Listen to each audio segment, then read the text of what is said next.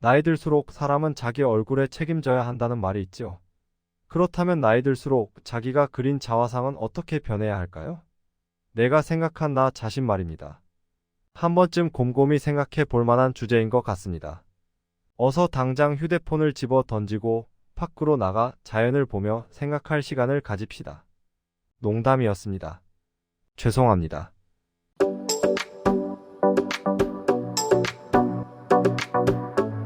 이번 영상에서는 고갱의 삶과 그의 그림에 대한 세 번째 시간을 가져보도록 하겠습니다. 이전 영상에서 반 고흐와의 역사적인 만남을 포함한 재밌는 일화들이 있으니 혹시 아직 보시지 않으신 분들이 있으시면 오른쪽 상단에 있는 링크를 누르시면 됩니다. 비전공자로서 어쩌다 미술 유튜버로 활동하고 있지만 여러분들에게 최선을 다해 좋은 정보와 그 안에서 생각해 볼 수 있는 삶의 의미들을 전달해 드리고자 노력하고 있습니다. 혹 부족한 부분이나 좋은 점들이 있다면 언제든지 댓글로 남겨주세요. 성실하게 여러분들과 소통하도록 하겠습니다. 혹시 고갱의 이전 영상들을 안 보신 분들을 위해 짧게 그의 삶을 요약해서 말씀드리겠습니다. 그의 아버지는 프랑스 혁명 때 왕정에 대항하는 글을 쓰다가 프랑스에서 추방됩니다. 프랑스에서 페루로 가는 길에 아버지가 돌아가십니다. 어릴 때 페루로 간 고갱은 페루 권력을 누리며 호화로운 생활을 하다가 시민군의 저항에 의해 프랑스로 또 쫓겨납니다. 다시 돌아온 프랑스에서 찢어지게 가난을 경험하고 그의 나이 19세 때 어머니마저 잃게 됩니다. 그 후 증권거래소에서 증권중개인으로 큰 돈을 만지지만 주식 폭락으로 또 가난해집니다. 화가의 길을 포기할 수 없었던 그는 처자식을 버리면서까지 전업 화가의 길을 걷게 됩니다.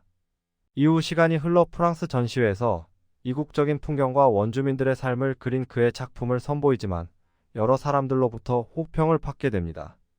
하지만 여기서 또 다른 천재 빈센트 반 고흐와 만나게 되고 2개월 동안 짧게 남아 함께 생활합니다.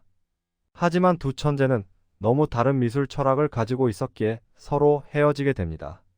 이번 영상에서는 그 이후의 고갱의 삶과 그의 그림에 대해서 말씀드리겠습니다. 반 고흐와의 역사적인 만남 이후 그는 한적한 프랑스 퐁다벤으로 다시 돌아옵니다. 폴 고갱은 친구 슈프네커에게 이렇게 편지하면서 자신의 미술 철학을 세상에 소개합니다. 자연을 너무 있는 그대로 재현하려 하지 마세요. 미술은 추상입니다. 자연의 존재 앞에서 명상하듯 자연에서 미술을 이끌어내세요. 그리고 결과보다는 창작에 대해 깊은 생각을 하세요. 창작이야말로 우리 전지전능하신 하나님이 하신 것처럼 하나님께 도달할 수 있는 유일한 방법입니다. 든든한 재정 지원자였던 고흐 동생 테오도 함께 작별한 고갱은 41세 때인 1889년에 파리 만국 박람회에 참석할 수 없게 됩니다. 그래서 평소 그와 함께 마음이 잘 맞는 신인 화가들과 함께 인상주의와 종합주의 그룹이라는 명칭을 사용해 따로 전시회를 엽니다. 그때 함께 했던 사람들은 에밀 베르나르, 에밀 슈프네커, 샤를 라발, 앙리 모레, 폴 세르지에 등이 있습니다. 이들은 이후 퐁타벤이라 불립니다. 뭐 인생이 그리 쉬웠으면 여기서 그와 퐁타벤파의 그림이 대박이 났겠지요. 전시회에서 고갱의 기대와는 다르게 한 작품도 팔리지 않았을 뿐 아니라 평론가들부터도 혹평을 받게 됩니다. 하지만 역사는 고갱을 종합주의를 이끈 화가라 평가합니다. 종합주의는 인간 깊은 내면에 대한 재현, 입체감 없는 면과 강렬한 색채, 굵은 외곽선 등의 단순화된 회화적 방법을 사용하는 기법입니다. 그의 그림이 종합주의로 여겨진 이유는 있는 그대로의 현실을 직면하기엔 그의 삶이 너무나도 힘들었기 때문 아닐까요? 그가 하고 싶은 화가의 길을 가고 있지만 그의 인생은 처자식에게 버림받고 동료 화가들에게 인정도 받지 못하고 재정적으로 어려움이 가득했습니다. 그런 힘든 삶이 그에게 현실 너머의 인간 깊은 내면을 성찰하게끔 하지 않았나 생각됩니다. 41세 때인 1889년 여름, 외지 관광객이 너무 많이 와 더 이상 퐁타벤에서 예술 활동을 할 수 없었던 그는 프랑스 카르노엣이라는 곳으로 이사합니다. 지금 보시는 그림은 이사한 하숙집에서 그린 그의 자화상입니다. 이 그림은 성경에 나오는 에덴 동산에서 사과를 먹으라고 뱀이 유혹하는 것을 뿌리치는 성인을 묘사합니다. 이 그림은 위아래 두 부분으로 극명하게 분할되어 있습니다. 윗부분은 뱀의 유혹을 뿌리치고 있는 성인을 나타냅니다. 그 근거로는 머리 위에 순백한 천사 모양을 상징하는 링을 들 수 있습니다. 그리고 아랫부분은 뱀을 손으로 제어하고 있습니다. 선명한 붉은색, 노란색, 초록색 등을 사용해서 강렬한 이미지를 줍니다. 마치 자본주의에 굴복해 그저 돈 때문에 주류 미술만 쫓아 사는 화가는 되지 않겠노라 다짐하는 듯합니다.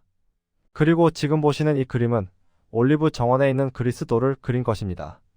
사람들에게 인정받지 못한 예수 그리스도의 모습에 자신을 투영해 그린 작품입니다. 프랑스 전시회 때 화가로서 인정받지 못한 자기 자신 말입니다.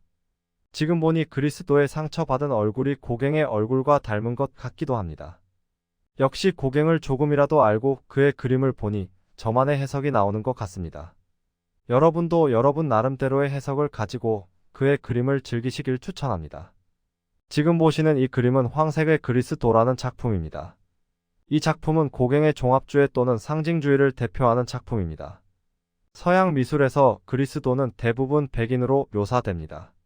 쉽게 말해 아이들이 좋아하는 바비 인형이 팔다리 긴 백인인 것처럼 말입니다. 하지만 고갱은 그리스도의 피부색을 황색으로 그렸습니다. 이 자체를 보더라도 기존 사회에 저항하는 의지를 볼 수 있습니다. 아마도 평소에 보통 사람들은 그냥 받아들이는 것을 왜? 라는 질문을 던지며 살아온 것 같습니다. 더 나아가 본인이 생각한 것을 그림으로 마음껏 표현하며 살았는 것 같습니다. 마치 불쌍한 사람들이라는 뜻을 가진 레미제라블이라는 단어가 돈 없는 내가 아니라 고정관념에 사로잡힌 너희들이다 라고 말하는 듯합니다. 이 그림은 더욱 심합니다. 그리스도를 녹색으로 표현합니다. 그리고 그리스도 앞에 있는 여인의 얼굴 역시 녹색으로 표현합니다. 무엇을 나타내려 했을까요? 한편으로 그는 깊은 종교적인 생각을 가지고 있었을 수도 있습니다. 그리스도는 사람에 따라 황색, 녹색으로 볼 수 있듯이 각자가 느끼는 그리스도는 다 다를 수 있다는 걸 표현하고 싶었는지도 모릅니다. 그는 또 새로운 도전을 합니다. 그는 인간의 근원을 탐구하고 자신만의 이국적인 그림을 그리기 위해 남태평양에 위치한 타히티로 떠나게 됩니다. 이 그림은 그가 타히티로 떠나기 바로 하루 전날 그린 작품입니다. 얼굴의 비장함도 보입니다. 그리고 십자가에서 죽으신 그리스도께서 자신을 낯선 땅으로부터 보호해달라고 애원하는 느낌도 듭니다. 그는 무려 2달 만에 유럽의 문명사회를 뒤로하고 당시 프랑스령이었던 타히티에 도착합니다. 이 그림은 그가 처음으로 남태평양 폴리네시안 원주민을 그린 작품입니다.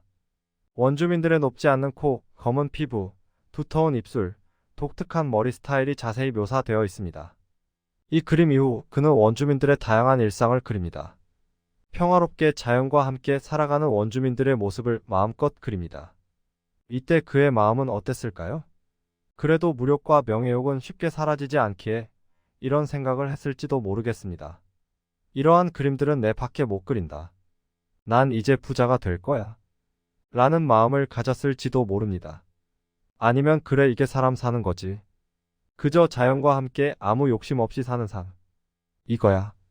라는 마음을 가졌을지도 모릅니다. 지금 보시는 그림은 어린 그리스도와 그의 어머니 마리아를 그린 것입니다. 이 그림에서 그리스도의 피부색은 검은색입니다. 당시 유럽 크리스찬에게는 상당히 불경스러운 작품이었을 겁니다. 하지만 고갱은 지인에게 이런 말을 남깁니다. 저는 더 잘 보기 위해 눈을 감습니다. 그가 말하고 싶었던 건 국가, 사회, 문화의 틀에 구속받지 않는 자유였을지도 모릅니다. 지금 보시는 작품은 그가 그린 기쁨이라는 작품입니다. 여담이지만 수많은 그의 작품 중에 그가 스스로 제일 잘 그린 작품이라 생각한 작품이 바로 이 작품입니다. 비전공자인 제 눈엔 다 똑같은데 색이 확실히 화려하다는 건 느낍니다. 그리고 왼쪽 상단에 원주민 토속 종교행위를 하는 모습도 보입니다.